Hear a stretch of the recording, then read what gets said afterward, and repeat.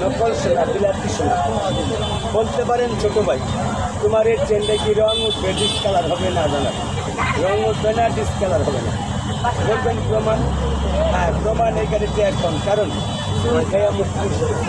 এখন আবার গদি দেখলে ভয় করে, তাই লক্ষ্য করবেন আমার হাতের দিকে। আমি মাঝখানটাতে চলে যাই।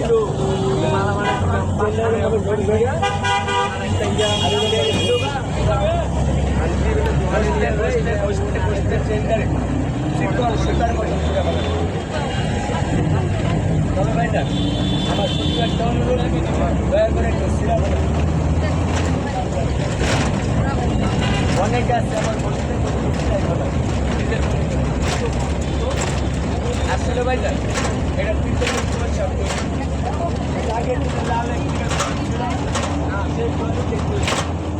এর প্রকৃত রঙ এটাই, বাড়তি কোনো রঙ নেই, তাই রঙ ওঠার কোনো সম্ভাবনা নেই। বলবেন দাম কত? এটা পাবো কোথায়? পাবেন বড় বড় কসমেটিকের দোকান, তারা কাচের বাক্সে সাজায় রাখে।